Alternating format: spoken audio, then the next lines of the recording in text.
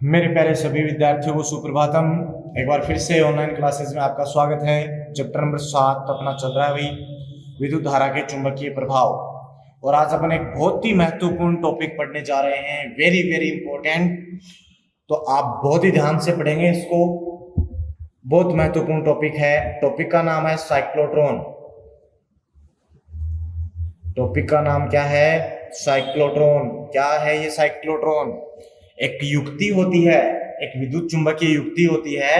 Definition ही बता रहा हूं साथ साथ। साइक्लोट्रॉन एक विद्युत चुंबकीय युक्ति होती है जिसकी सहायता से अपन क्या करते हैं, जैसे धनावेशित कण है अपने पास में, भारी जो धनावेशित कण है, प्रोटॉन है, न्यूट्रॉन है, अल्फा कण है, इन सभी को उच्च ऊर्जा से त्वरित करते हैं। क्या करते हैं? उच्च ऊर्जा से त्वरित करते हैं और इन्हें उच्च वेग प्रदान करते हैं। तो साइक्लोट्रॉन का उपयोग कहां किया जाएगा? यह एक ऐसी युक्ति है जिसकी सहायता से धनावेशित कणों को, जैसे कि प्रोटॉन, न्यूट्रॉन, अल्फा कणों को उच्च ऊर्जा में त्वरित करके इन्हें उच्च वेग प्रदान किया जाता है। तो साइक्लोट्रॉन समझ में आया? इसमें ज्यादा थ्योरी है तो ध्यान से आप सुने इसको, ठीक है। नेक्स्ट है इसका सिद्धांत। नेक्स्ट क्या है? सिद्धांत है। देखो सिद्धांत बड़ा ही इंपॉर्टेंट है। अपन पहले पढ़ चुके हैं जस्ट इससे कि जब आवेशित कण को चुंबकीय क्षेत्र से अपन गुजारते हैं तो अलग अलग स्थितियां थी। यदि अपन चुंबकीय क्षेत्र के लंबवत गुजार रहे थे थीटा 90 डिग्री, तो उस स्थिति में आवेशित कण कैसे पथ पर गतिशील हो रहा था? वर्ताकार पथ पर। कैसे पथ पर?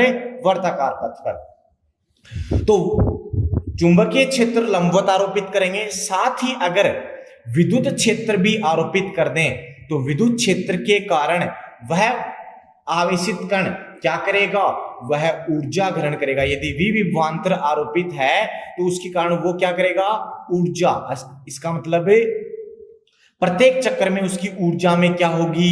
वृद्धि होगी। तो अगर अपन उसको बार बार वहां से गुजारेंगे तो उसकी ऊर्जा में क्या होगी? बार बार वृद्धि होगी, जिससे कि उसकी गतिज ऊर्जा बहुत अधिक बढ़ जाती है। तो ये इसका सिद्धांत है। सिद्धांत कहता है कि जब आवेशित कण, कोई धनावेशित कण है, उसको विद्युत क्षेत्र व चुंबकीय क्षेत्र में से, जो कि एक दूसरे के लंबवत आरोपित हैं, बार बार गुजारा जाता है, तो उस स्थिति में कण है, जो धनावेशित कण है, उसकी गतिज ऊर्जा बहुत अधिक बढ़ जाती है। तो गतिज ऊर्जा अगर बढ़ जाएगी तो उसका ऊर्जा बढ़ गई तो उसका वेग बढ़ जाएगा। तो यही इसका क्या कहलाता है? सिद्धांत कहलाता है। क्लियर हुआ सभी को? नेक्स्ट है इसकी बनावट। थ्योरेटिकल पार्ट इसमें ज्यादा है, ध्यान से देखें। बनावट मैं बना रहा हूं, साथ साथ आप देखेंगे, ठीक है। ये जो साइक्लोट्रॉन है इसमें धातु के दो अर्धवर्ताकार खोखले पात्र होते हैं। अर्धवर्ताकार और अंग्रेजी का अक्षर होता है डी, उसके आकार के मैं बना रहा हूं, आप देखेंगे। ये देखो डी आकार जैसा लग रहा है क्या आपको? ये डी आकार का पात्र है। इसको थोड़ा सा 3D बनाने की कोशिश करें तो देखो ये ऐसे लगेगा जैसे 3D में रखा हुआ है, ठीक है। ये देखो, ये अपने पास एक डी आकार का पात्र हो गया। इसके समानांतर एक और पात्र रखा होता है, वो भी कैसा होगा? डी आकार का होगा। वो भी कैसा होगा? डी आकार का होगा। ये लो, इस प्रकार से ये डी आकार का दूसरा पात्र होता है। और इसको भी थोड़ा सा 3D बनाने की कोशिश करें तो ये लो, ये बन गया। देखो दिख रहे हैं? डी आकार अर्धवर्ताकार के दो खोखले पात्रों के अंदर से खोखले होते हैं। क्लियर है? इन्हीं को क्या कहा जाता है? इन्हीं को डीज कहा जाता है। इन दोनों को संयुक्त रूप से क्या कहेंगे? डीज कहेंगे, ठीक है। ये दोनों एक दूसरे के समांतर होते हैं और बहुत ही कम दूरी पर रखे होते हैं, ठीक है। इन डीज को एक प्रत्यावर्ती, उच्च आवृत्ति के प्रत्यावर्ती वोल्टा स्रोत अर्थात दोलित्र से जोड़ते हैं। ये जोड़ दिया। देखो प्रत्यावर्ती वोल्टा स्रोत का साइन ऐसा होता है, इस प्रकार से ये साइन होता है, और जो दिष्ट होता है उसका साइन है ये होता है। दिष्ट धारा स्रोत का साइन ये होता है, प्रत्यावर्ती वोल्टा स्रोत का साइन ये होता है। ये अपन बैटरी जोड़ते हैं तो अपन ने देखा ही होगा। तो एक प्रत्यावर्ती वोल्टा स्रोत से मैंने इसको जोड़ दिया, ठीक है। प्रत्यावर्ती वोल्टा स्रोत में होता क्या है कि एक आवर्तकाल में उसकी धारा की दिशा को ऐसे व्यक्त करते हैं, आगे अपन पढ़ेंगे आगे वाले चैप्टरों में, कि एक पूरे आवर्तकाल में, आधे आवर्तकाल में तो उसका जो टर्मिनल है वो एक जैसे होते हैं, मतलब एक प्लस है एक माइनस है, और आधे आवर्तकाल बाद में ये टर्मिनल परस्पर चेंज हो जाते हैं, इनकी ध्रुवता परस्पर चेंज हो जाती है। ठीक है, तो मैंने इसको एक प्रत्यावर्ती वोल्टा स्रोत से जोड़ दिया। अब इस जो आपका जो डीज था इसको कंप्लीट एक निर्वातित कक्ष में रखेंगे जिससे कि और कोई डिस्टरबेंस ना हो, और इस कंप्लीट फिर कक्ष को दो शक्तिशाली चुंबकीय ध्रुवों, ये देखो दो शक्तिशाली चुंबकीय ध्रुवों N और S के मध्य रखा जाता है। इसको ऊपर नीचे, जैसे नीचे S है ऊपर N है, और इनके बीच में इस व्यवस्था को रख देते हैं। दोनों डीज के मध्य बिंदु पर, ये मध्य बिंदु है, यहां पे आयन स्रोत रखा जाएगा। जिन आयनों का आपको त्वरित करना है, जिन आयनों को, जिनकी ऊर्जा बढ़ानी है आपको, उसका स्रोत यहां रखा जाता है। क्लियर है? तो ये हो गया D1 और यह हो गया D2, और यहां एक होती है खिड़की W, इसमें एक होती है खिड़की, खोखले हैं। क्लियर है? तो यहां इस ये जो आपने लगाया है उच्च आवर्ती का एसी स्रोत, उच्च आवर्ती का क्या है? एसी स्रोत, अल्टरनेटिव करंट, प्रत्यावर्ती धारा स्रोत है। ठीक है, और यहां पे लक्ष्य नाभिक होगा, ये D1 और D2 है। इतना समझ में आया? ये तो हो गई इसकी बनावट। क्लियर हुआ सभी को कि बनावट किस प्रकार से है? ठीक है, इसमें एक चीज का आप ये भी ध्यान रखें कि डीज ऐसे रखी हुई हैं, तो नीचे S है ऊपर N है, तो इन डीज के लंबवत होगा कौन है? चुंबकीय क्षेत्र, और चुंबकीय क्षेत्र की दिशा N से S की ओर। तो ये देखो इसकी दिशा हो गई, ये इसकी दिशा देखो ऊपर से नीचे की ओर। तो चुंबकीय क्षेत्र, जो प्रबल चुंबकीय क्षेत्र है, शक्तिशाली चुंबकीय क्षेत्र है, उसकी दिशा N से S की ओर और इन डीज के तल के लंबवत होती है। क्लियर है इतना? ये इसकी हो गई बनावट। बनावट में किसी को कोई दिक्कत है? नहीं है। ओके, नेक्स्ट चलते हैं अपन कार्यविधि पे। ये वर्किंग कैसे करेगा देखो, यहां आयन स्रोत है, उस आयन स्रोत से आयन निकलेगा। कैसा है आयन? आयन है पॉजिटिवली चार्ज, धनावेशित आयन है।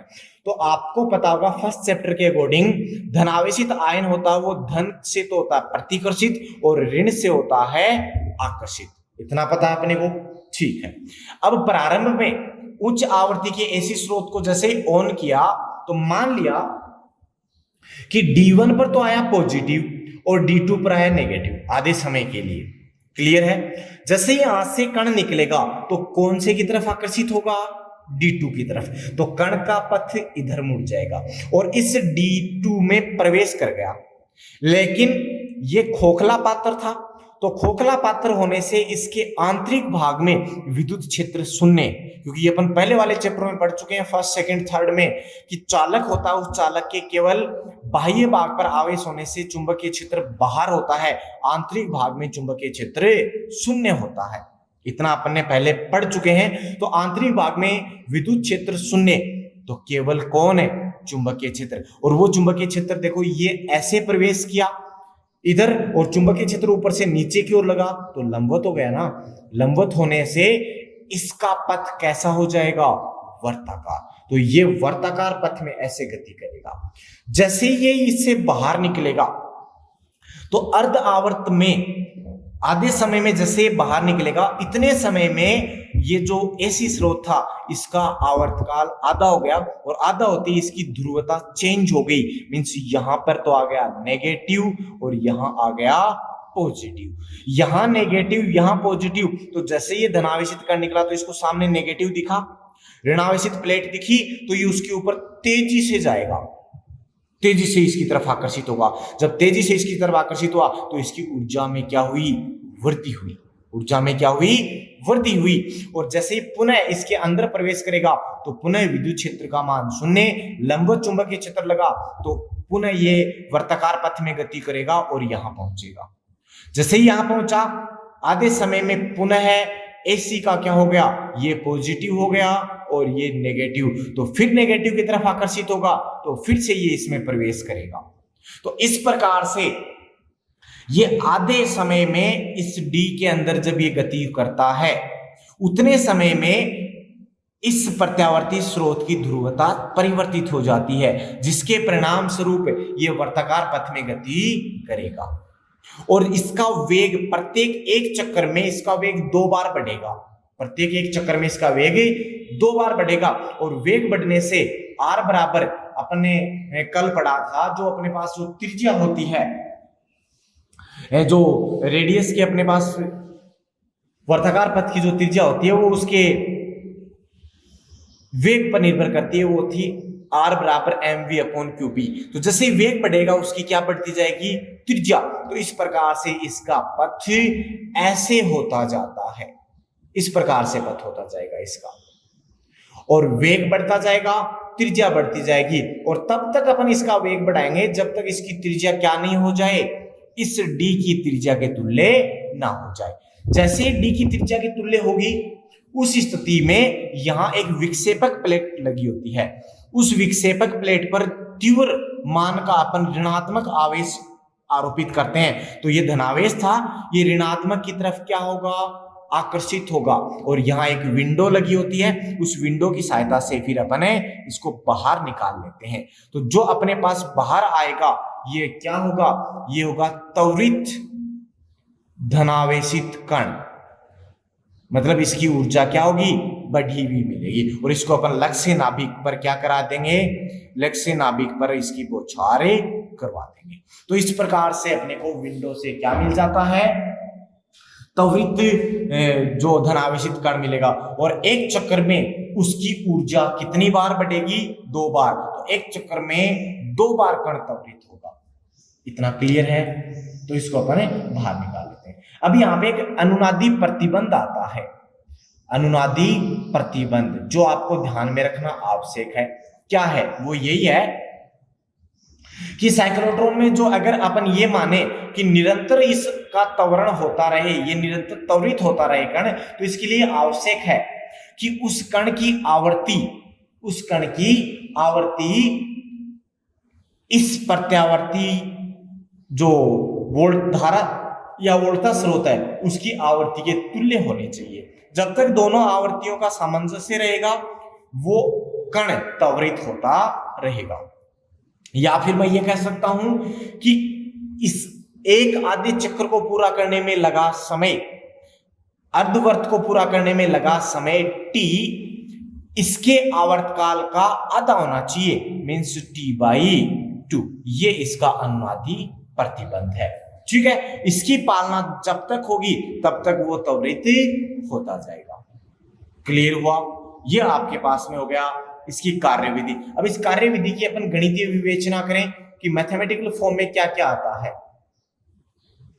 तो ये वर्ताकार पथ में गति करेगा कण और वर्ताकार पथ में जब गतिशील होगा तो उस स्थिति में उसको अभिकेंद्रीय बल आवश्यक होगा और वो अभिकेंद्रीय बल कहां से मिलेगा, वो इस चुंबकीय बल से मिलेगा। कहां से मिलेगा, चुंबकीय बल से मिलेगा। तो अभिकेंद्रीय बल Fc बराबर क्या होता है, mv²/r। अगर यदि वो v वेग से गतिशील है और r त्रिज्या में है तो mv²/r। ठीक है, और लंबवत जब चुंबकीय क्षेत्र गतिशील होता है तो उस स्थिति में चुंबकीय बल Fm बराबर होता है qvb। क्या होता है, qvb। दोनों मान ये कह रहा है कि इसी से प्रदान होता है तो दोनों इक्वल होंगे, इक्वल होंगे तो qvb बराबर क्या बनेगा, mv²/r। और यहां से उस वर्तीय पथ की क्या निकाल सकता हूं मैं, त्रिज्या। त्रिज्या कितनी आएगी, त्रिज्या r बराबर आपके पास मिलेगी, एक v से एक v कैंसिल आउट होगा तो बचेगा mv/qb। ये बचती है इसकी त्रिज्या। क्लियर है। अब आएगा आवर्तकाल। तो इसका आवर्तकाल कितना होगा, मतलब एक चक्कर को पूरा करने में लगा समय।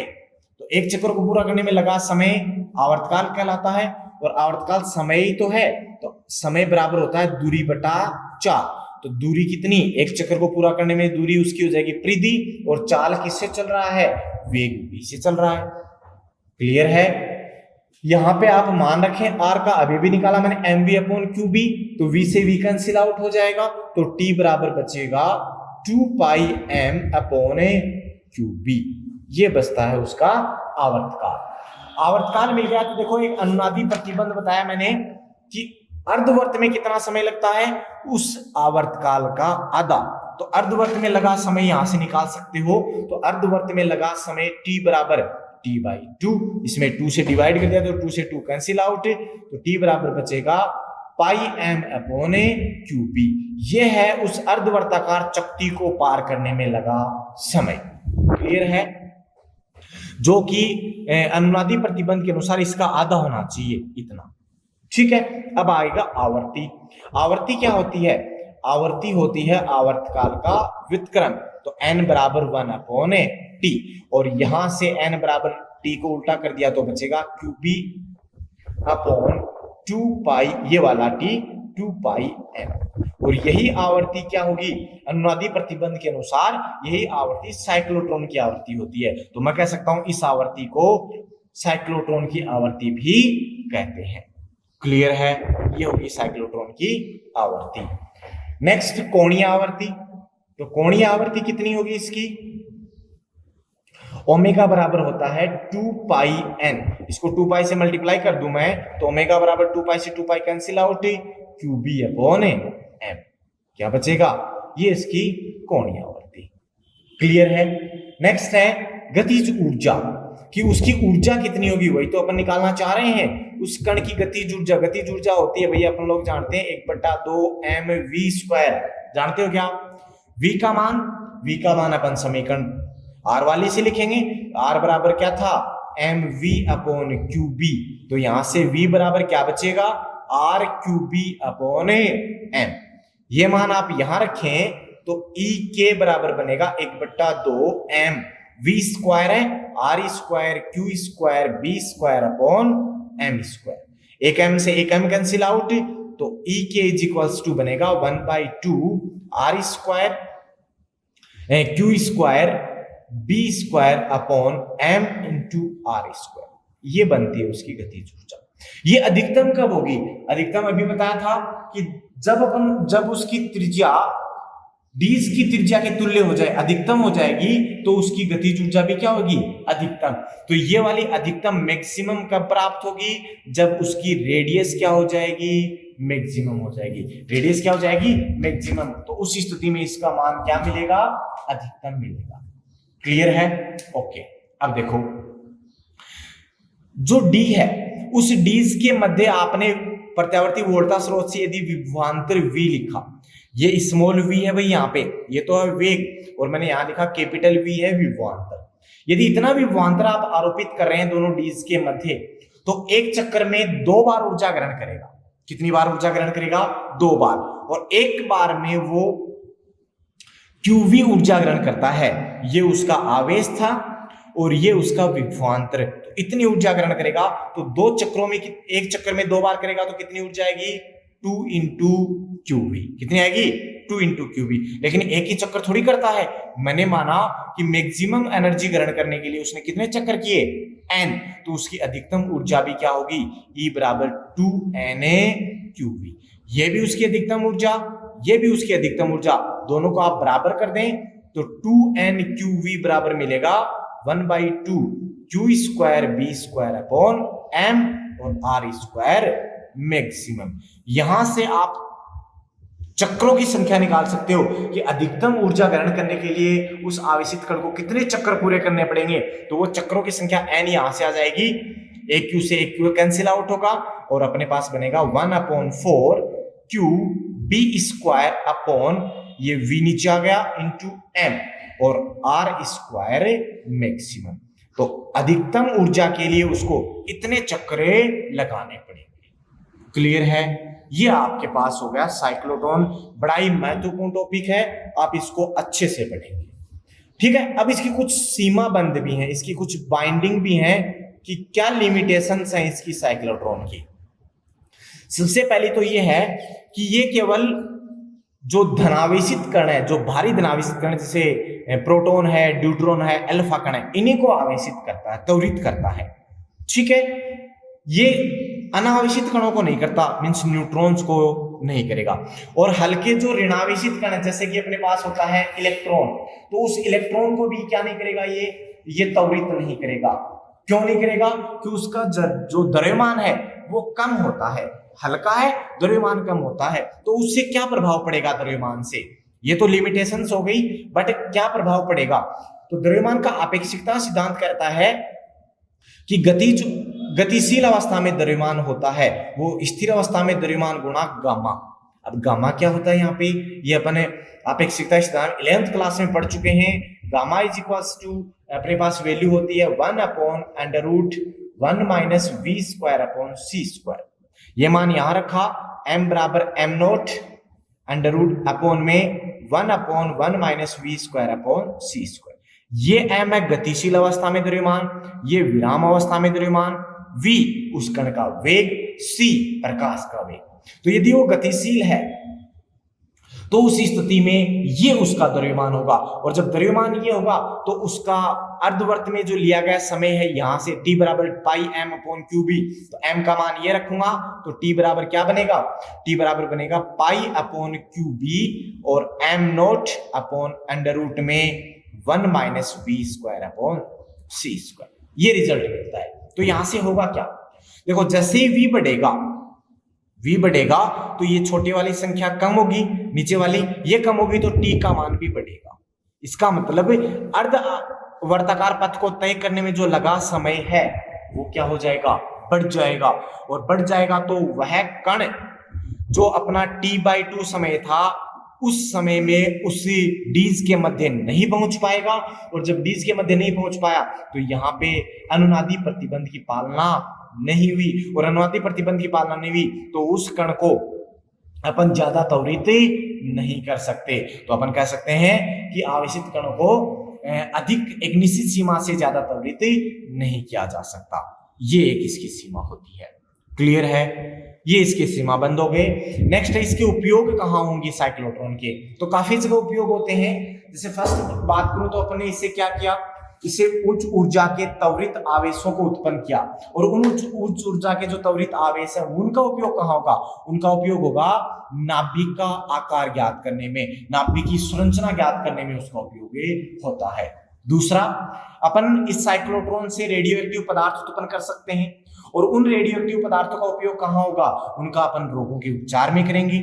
हॉस्पिटल्स में रोगों के उपचार में, जैसे कैंसर में उनका उपयोग किया जाता है, या कैंसर कहाँ है उसकी जानकारी के लिए रेडियो एक्टिव पदार्थों का यूज किया जाता है, जो कहां से उत्पन्न होंगे? साइक्लोट्रॉन से। क्लियर है? नेक्स्ट इसका उपयोग है जो उच्च ऊर्जा के आवेशित कण है इनके द्वारा अपने जो ठोस है उनमें अपन आयनों को आरोपित करके, उनमें रोपित करके, संकरित करके उनकी गुणों में सुधार किया जाता है। अपन पढ़ते ना, देखो संकरण या संकर बाजरा जैसे अपन पढ़े अभी जो चल रहा है फसलों के अकॉर्डिंग, तो कैसे होगा संकर? उसमें उन्होंने बाहर से जो उच्च क्वालिटी के थे, अच्छी क्वालिटी के जो जीन थे उनको आरोपित करवा दिया, उनको रोपित कर दिया, संकरित कर दिया। किसकी सहायता से? इन्हीं उच्च ऊर्जा वाले आवेशित कणों की सहायता से। तो यहाँ पे भी इसका यूज किया जाता है। तो ये था साइक्लोट्रॉन, बहुत ही important, very very important topic था आपके लिए। इसको आप अच्छे से पढ़ें, जो भी डाउट्स हैं उनको क्लियर करें, बार बार देखें, इसको ज्यादा से ज्यादा शेयर करें। एनुअल एग्जामिनेशन में आएगा, ये ज्यादा चांसेस है इसके आने के, तो आप इसको ध्यान से पढ़ें। ठीक है? काफी बार पूछा जाता है पूरा इसकी प्रिंसिपल क्या है, इसकी बनावट क्या है, इसका जो सिद्धांत है, कार्यविधि है, गणितीय विवेचना में इसका क्या है, वो सब पढ़ें। और ये न्यूमेरिकल क्वेश्चन के लिए आप इसका आवर्तकाल, इसकी त्रिज्या, इसकी आवर्ती, इसकी मैक्सिमम एनर्जी, ये सब फॉर्मूलों को आप याद रखें। क्लियर है? ठीक है? तो ज्यादा से ज्यादा इसको शेयर करें आप, और वीडियो को लाइक करें आप। ओके, धन्यवाद।